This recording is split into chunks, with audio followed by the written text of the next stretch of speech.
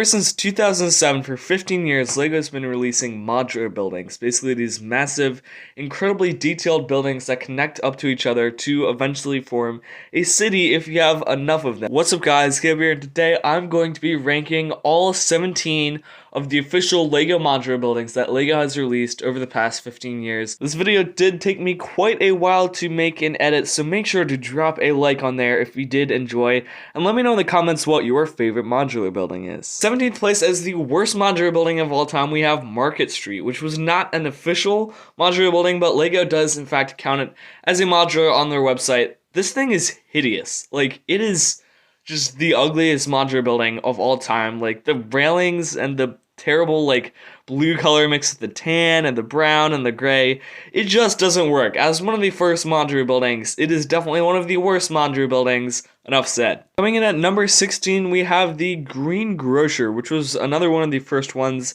and it suffers from the same thing that the other one does, where it's just kind of ugly. I mean, it's a little bit bland, and it's just not super visually appealing, although it does have the first interior in a modular building ever, which was kind of cramped, and it does look very good with lighting. However, it's just not, an incredible set, and that's how it ended up down here. Coming in at number 15, we have another one of the older ones, being the Pet Shop. I do think LEGO did a pretty good job with this set. I am a fan of the sort of interior. It does remind me of the bookshop, how it splits apart like that, and it has a really, really cool pet shop with a lot of really nice, like, little details and pets, and I do really think that LEGO did a good job. Coming in at number 14 from 2007, the first modular building of all time, being the Cafe Corner. A lot of people really love this one with just like a ton of nostalgic love. The one thing I really do not like about it is it does not have an interior, but it's the first modular building of all time, and the looks of it hold up to today's standards. This set looks absolutely beautiful, and I gotta give it a higher spot because of that. Coming in at number 13, we have the Grand Emporium. I really do think LEGO hit it out of the park with this one. It looks very grand with the sort of like flags, and the generally color scheme looks very, very good. It also featured an interior with an escalator, which was a super, super cool detail, as well as some mannequins and stuff. And there was a lot of open space, but it also had one of the rotating doors, and it was generally a really good set. Love the escalator. At number 12, we have the Fire Brigade, which I do think is a very, very grand looking building. I love the color scheme with the maroon mixed with the gray. Mixes with the tan looks excellent. We also have a little interior with a sort of flagpole or whatever they slide down. That's really cool, and it's just a very, very good looking building that I really do hope LEGO ends up remaking at some point in the next couple of years. At number 11, we have the tallest LEGO modular building ever, being the Town Hall. I do really love what LEGO did with this set. I love the date at the top, along with the clock tower, and I do like the little people getting married. It also has a small interior, and it is an absolute just beast of like a set. Like, I believe it's the tallest modular building of all time, and it's a big boy, alright. And it's a very good looking one for sure, and it definitely holds up today with today's standards, I feel like. Tracking into the top 10 best modular buildings of all time, at number 10 we have the Palace Cinema. I absolutely love this set. It is absolutely spectacular, the outside appearance of it. I love the little posters it has, as well as the roofs. Like, it's a really, really detailed roof, and I do definitely appreciate that. It also has a very cool little interior with sort of the theater area, the big black and white screen, and it's an incredible looking set.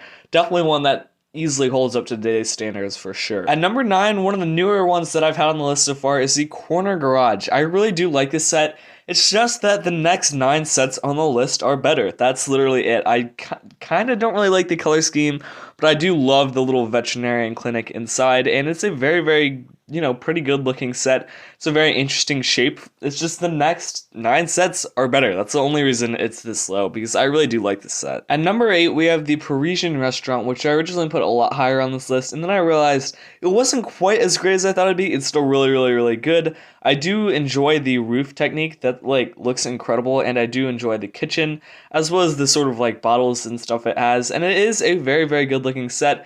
It's just that the next 7 are better. That's honestly it. Number 7 on the list is the Downtown Diner. I really do like this set. The longer it's been retired and the more it's aged, the more I really start to appreciate how great this set is. It's just such like an American diner vibe of, I love the pancakes in the bar, and especially the recording studio with the guy that looks like exactly like Elvis, and it's just such an incredible set, just like an old school American diner Never I would have imagined that we'd get this, but it's an incredible one for sure. At number 6, I put the bookshop, and maybe I'm a little bit biased as this is the only actual modular building I own, but it's an incredible set. I love basically the fall on one side and the spring on one side.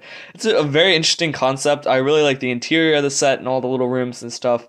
And it's just a very, very generally good looking set. Like, it's an incredible one that you should definitely pick up. Maybe I am biased as it's, the only modular I have, but it's a good one for sure. Cracking into the top 5 best modular buildings so far, the 5th best modular building, in my opinion, is the Brick Bank. I honestly think it's one of the most underrated ones. Hardly anybody talks about the set, and that's just such a shame, because it's really incredible. I love the interior with the little, banker. I love the money laundering scene where you can basically put money through the laundry machine and it leads right to the safe. It's absolutely incredible set. It's a very, very grand looking set, and not enough people talk about this set. In the 4th spot, we have the newest modular building being the 2022 Boutique Hotel. I absolutely love the look of this set. It's just an incredible looking set, and I really do like the little charming interior it has. I'm not a big fan of the way it looks in the rest of other people's cities, because it just doesn't seem to match up in other people's cities. I feel like this is one of the only modular buildings that looks better alone, but when it's alone, I think it's just one of the greatest looking modular buildings of all time. The 3rd best modular building of all time is the police station. Leko just simply killed it with this set. It is an incredible set. You can tell that the interior of the set, they've really thought through every single little detail of all the story and stuff. And the guy sneaking donuts from under the bed, it's just simply absolutely incredible. It also is the best combined to the bookshop. I think it's the best combination of 2 modular buildings of all time next to each other. It's just one of the best modular buildings of all time. It did not get this high for no reason. It's just a spectacular set. It's hard to beat this. The 2nd best modular building of all time, in my opinion, is the Detective's Office. I absolutely love this set. I remember when it came out when I was 7 or 8 years old. I remember looking in a Lego magazine and just absolutely loving it. I love the Detective's Office. It reminds me a lot of Sherlock Holmes. It just has maybe my favorite interior of any modular, with the kitchen and the little pool hall with the pool table, and I think a lot of it is just the nostalgia is why I put it so high. At least the first modular building I can remember. I remember wanting it so bad, but I couldn't get it because I had a $1 a week allowance as an 8-year-old kid. But it's one of those sets that's just one of the greatest sets of all time, in my opinion. I just love this set. And the greatest modular building of all time, and the biggest, is the 10th anniversary Assembly Square. This is the only 3 modular buildings we've ever gotten in one set, and it's just an absolutely beautiful set. I love the interior with the the little Lego fans apartment, and it's also got a little photography studio, which is incredible. It's got a little ballerina area with the piano, which is great. It's also got a little cafe, of course, up top, and it's also got a little flower shop, as well as a bunch of other different stuff. It's just